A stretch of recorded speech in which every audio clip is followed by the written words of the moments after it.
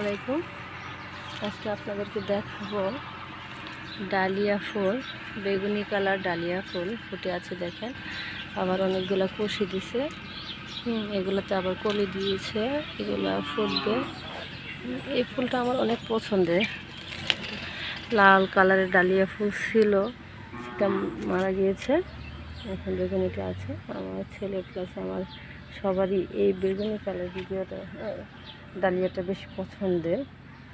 দেখেন এটা